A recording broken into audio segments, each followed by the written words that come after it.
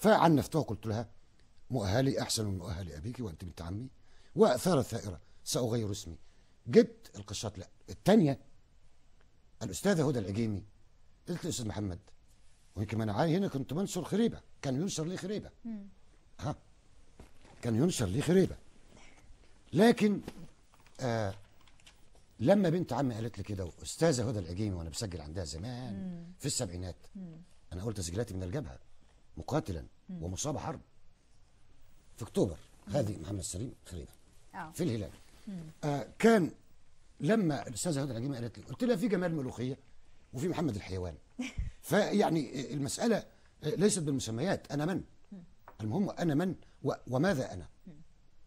طيب فاصرت حتى نصل من انت. هناك سؤال بيطرح نفسه. الشاعر محمد سليم يعني الى حد كبير تعرضت في مراحل عمريه مختلفه للتهميش والاقصاء، يعني كما ذكرت ان كان في فتره منعك صفوت الشريف او منع اذاعه احدى الحوارات التلفزيونيه على حد قولي. ده المخرج اللي عملها، ما اعرفش مين سبب. ليه؟ كان ايه الاسباب؟ انا لا ادري. انا كتبت عقب وفاه الزعيم السادات رحمه الله عليه قصيده رثاء فيه. كنت قبلها عند الاستاذ عمار الشريعي فناننا الكبير، واخذ مني 3 نصوص، قال لي بس سلمهم لي للاذاعه. قال لي سلمهم لي للاذاعه وانا بسلم. وكان هنا الاستاذ فتحي الصواف مديرا مكتب رئيس الاذاعه، فقال لي لا هنصور، كيف نصور يعني بره المكان مش نظيف، انا اصور له في مكتبي. وصورنا النصوص، الاستاذ عمار الشريعي وسيد حجاب واخد رايه فيهم، ومحامي بتاعه ولجنه، كنا في استوديو. وخدت 3 نصوص، نص لسمير توفيق تحديدا، قال لي ما ينفعش صوت لانه بدوي والنص بدوي، ولا ادري كيف كتبت البدويه الفلسطينيه وانا لم القى الا زميلا او اكثر من زميل، كنا طلابا معا في اداره المعلمين بانها. لكن هي المحبه، هي العرق، هي العرقيه، نحن عرب. اختار هذا النص وقال هذا النص لا اما لسمير توفيق او لغيرها. النصين التانيين قال لي ام كلثوم ماتت، عز جمالك فين؟ ام كلثوم فين؟ سلمهم للاذاعه وربنا يسهل بصوت قوي يؤدي صوتك، يؤدي كلامك. سلمتهم للاذاعه. لجنه النصوص ولن اذكر اسماء كتبت دون المستوى. كان التعليق ايه زمان؟ دون المستوى يعني يقبل من حفله خارجيه. ده بيقولوا لي كده. بس انت قرأت في السطور ان في اشياء اخرى. طبعا انا عرفت، ما هو النص اتمنع اصلا. ما هو صوتي وصل، الرقابه نقلته. لكن ما حاولتش تواجه باسباب المنع او يعني اسرار هذا المنع؟ ما انا هقول لحضرتك حاجه. الشاعر ليس ثائرا سياسيا. من الخساره، واقولها بصراحه، على من يقتحم ميدان الفكر أو على من يقتحمه ميدان الفكر أن يعي أحد أمرين: إما أن ينداح على عالم يثبت فيه البطولة مرة، أو أن يكون رجلا أو تكون سيدة أو إنسانة تعطي التاريخ حقيقة. فنحن الشعراء والفلاسفة وعلماء الاجتماع يحيلون، الأدباء خاصة، أنا أحيل النص التاريخي لرجل التاريخ. أنا عندما أكتب، ومثلا أنا أبكتني واستطراد اسمحي لي بها سقوط دولة الأندلس، شاعرنا كتبت عنها ابن خفاجة الأندلسي. ابن خفاجة، لا أنا هنا مش ابن خفاجة، مش سقوط الأندلس. نعم. الموسيقى التي تغنيها فيروز، أعطني جادك الغيث إذا الغيث هما يا زمان الوصل بالأندلسي، قتلتني 4 أيام. لما؟ صديق الدكتور فلان، ليس هنا مكانا للإعلان، على فيسبوك لقيته حاطط لي فيديو نادر جدا جدا، وحاطط لي 3 جدا ألفات كده. تمام. عن مصر. لكن هنا في علامة استفهام. لحظة. سريعا. اتفضل حاجة. هو ابن خفاجة الأندلسي يبكي ضياع دولة الإسلام. نعم. أنا بكيت من قلبي مصر التي غابت.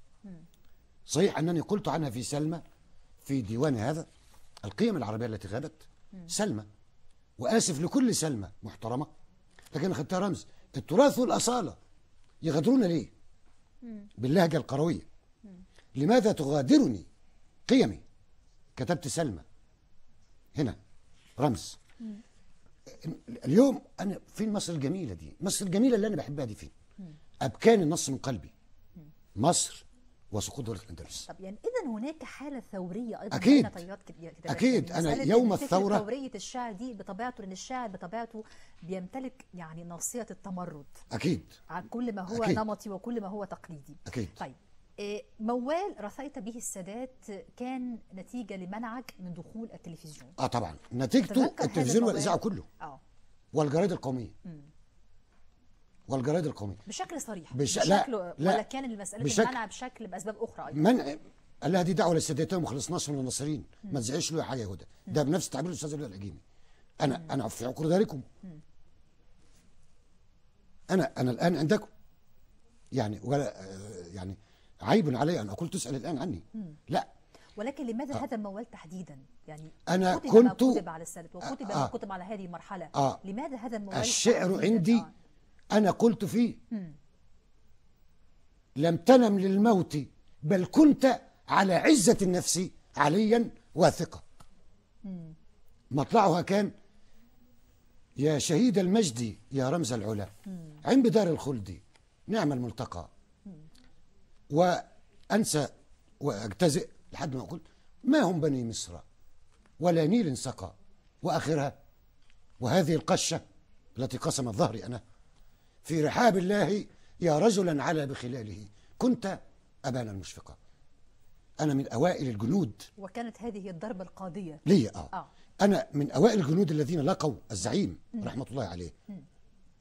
يعني أشهد وإن كانت استطرادة مني أن الزعيم السادات رحمة الله عليه يعي قدر الواجب تماما. يعني لا يصح لي كعسكري أن أقول ما كان يجري.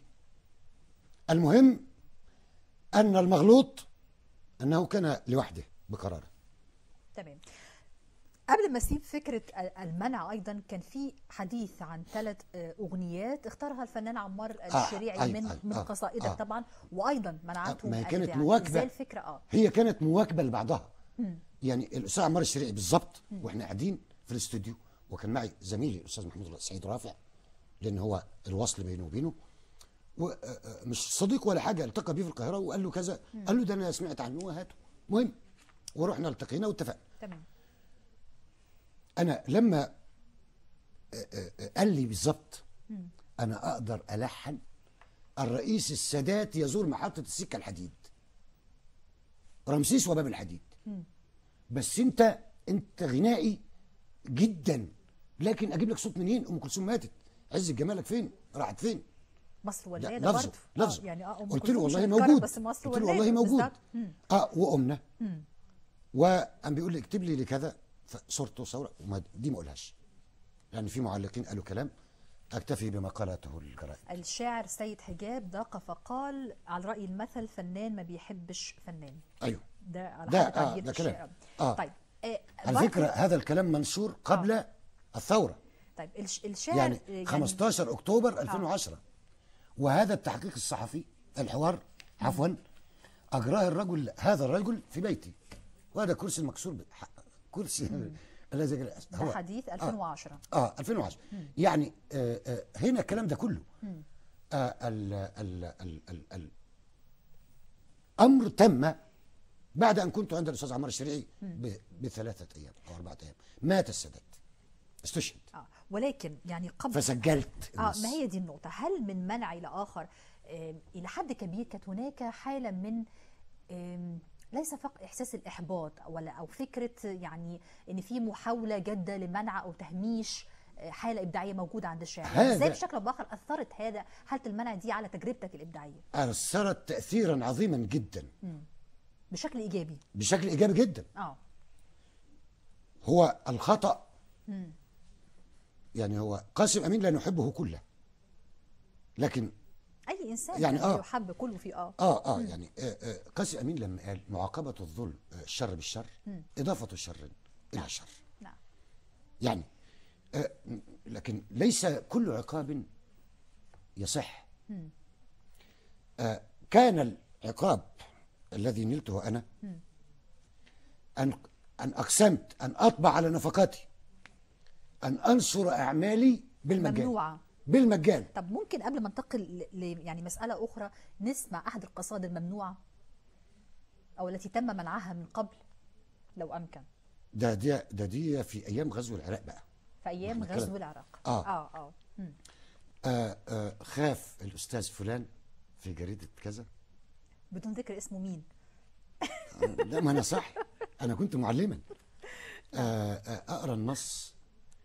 حضرتك غيرت رسالة من شهيد. اتفضل. واضطررت أنا معها. قلت له يا أستاذ يسر، كان الأستاذ يسر حسان، قال لي السبب فلان. قلت له يا رجل أنا قلت بغداد يا بغداد تكريت، بدل شيل تكريت وحط يا بغداد. وحط بغداد وتبقى خلصت. فحاضر يا أستاذ يسر، أطبعها في ديوان كده. دي في أمر العراق. نسمع جزء من ديوان خرجات صبارة. بغداد يا قبلة الأمجاد يا حزني، من قاتلي؟ من أخ؟ من محكم الفتن؟ بغداد يا محفل التاريخ، هل ذهبت أيامك الغر أم ضاعت من الوهن؟ بغداد يا غور جرح في مروءتنا، نبكي أسا في مأتم الزمن. أواه بغداد هارون الرشيد علا، لا هنت من دمعة أو من أسى شجن. ما الدمع إلا لذي عجز وذي عوز، أو للأيام وطفل تاه في فنن. ما زلت بغداد يا بغداد، فالتئمي جرحا وقومي يعد تاج على وطني. لم تعدم العزم يا بغداد فامتثلي، هذا ابتلاء لذي دين ومؤتمن. لكنه الدمع قد ينساب في وجع، هز ابن قدر على قدر كممتحن. ما كان مثوى علي في الورى أبدا إلا عليا، وأسد الله لم تهني. والبيت الذي سأقرأه الآن والتالي له أخذته أخت لنا من العراق، جعلته على إيميلها بس بتعديل. أنا بنت الفرات، لا، بنت الفرات التي تحيا بعزتها، أنا أقصد بغداد طبعا، علياء في عزة حتى على المحن. جميل. طيب إلى آخره. الشاعر محمد سليم خريبة، يعني يمكن من أهم الملامح الأساسية لإبداعك الشعري هو إضافة بحرين جديدين، الشفيف والمبارك. الحمد لله. إلى أي مدى يعني أو صعوبة أو التحدي الكبير في الوصول لهذه المرحلة لإضافة بحرين، وخاصة إن هم يعني برضو عايزين نقرأ بعض القصائد اللي كان ملحوظة فيها جدا عظيم. أو فكرة أو عظيم. هذا عظيم. البحر الجديد. الحمد لله. والله أنا أذكر وأنا جندي في الجيش، وأنا جندي مجندا، وكان لي زملاء منهم من يعمل معيدا يعني قبل التكليف، يعني رشح وجند وكذا، كان يقول لي أنت تكتب بالنهار وتكتب بالليل. يقرأ الأبيات لا شيء فيها عن الليل ولا شيء فيها عن النهار، لكنه يحسها بحسته اللغوية. نعم. المهم من المحدثين لي والمحدث إليهم مني من قال لي جملة عجبتني جدا، إيقاع ظل حبيسا في نفسي حتى صرت في السعودية معارا. جئت لأكتب عن إن كتبت سلاما مصر 1 2 3، ما أنا ما أعرفش عنوان، لأنني كنت أبكي. مصر التي لو قلت شعور نحوها لقال الناس جن بن سليم. حتى إن السعوديين قالوا لي، ومنهم علي منصور اليامي، يعني أنت بتهجو السعودية أو تنقد السعودية، أنت كله عن مصر مصر مصر. فقلت له يعني القلب والأم عندما كتبت يا نيلنا الجميل عادني ذلك الصوت من أيام الجندية مرة أخرى. فجعلت أكتب النص. سجلته للقناة الثالثة ولن أعقب. لما لم تعد إذاعته؟ يعني لأنه وفاء النيل المفترض أن مثل هذا النص يقال. ما هو هنا برضه في علامة استفهام، يعني برضه يعني فكرة المنع من مرة إلى أخرى دون أن يكون هناك أسباب جوهرية ملموسة لا تظهر لجميع الأطراف، هي برضه مسألة مثيرة ما هو السؤال بتاع ما هو السؤال لو لا رحم الله الأستاذ. هل ده أثر بشكل أو بآخر على علاقتك بالسلطة كمثقف؟ لا يعني ولا أنا علاقتي المعلم يضيق بإدارته ويضيق بتلميذه ويضيق بزميله وهو حكم في ذات الوقت. لكن عندما يصل المعلم أن يعني تدرس قصائده في مدارس بالعراق واليمن وجامعات الخليج وتمنع بعض هذه القصائد والمغرب وتمنع بعض هذه القصائد في بلدي، فالمسألة أنا لا أريد أن أدخل في إشكال أن الأستاذ القرشي مستشار اللغة العربية أرسل لي مع مساعد مستشار التربية الدينية لأنه من عندنا قريب مني، وأخذ الرجل دواويني واختاروا قصيدة أشجان شاهدا على الرومانسية. أشجان شاهدة على الرومانسية. هو عندك مجموعة الأعمال الشعرية يمكن نقوش على جدار زماني على الصعيد الطيب، أحلام عذراء، دول لم تطبع، شجون مسافرة لم تطبع كلها. لا دي طبعت بالظبط. شجون مسافرة هي دي اللي بنقرا منها دلوقتي. نشاوى سحر ونشاوى سحر بالظبط وخرجات صبارة نعود حتى لا نضل الطريق. كتبت نص يا نيلنا الجميل على ذلك الإيقاع الواصل عندي منذ كنت جنديا ولا أدري أين أنا من العروض. أقسم سألني الشاعر مرسي يحيى صديق يدرس اللغة العربية لطلابه نحوا وصرفا وأدبا وكذا في السن والأزهري. البحر ده يا أستاذ محمد؟ قلت له والله مش أنت تدرس العروض قننه. أنا مش عارف، أنا لا أعرف. قلت له غير ملموس، لا خالص، بحر جديد ولكن خالص يعني من الصعب تصنيفه ووضعه في أطر والله أبدا بعينيها يعني. والله أبدا. ذلك أنني عركت قضية قراءة الأوزان جيدا. أعجبتني العبارة دي وضحكتي تنوء إن مسها عبق اللي قالها لي زميل وأنا في الجيش ولا أذكر اسمه والله.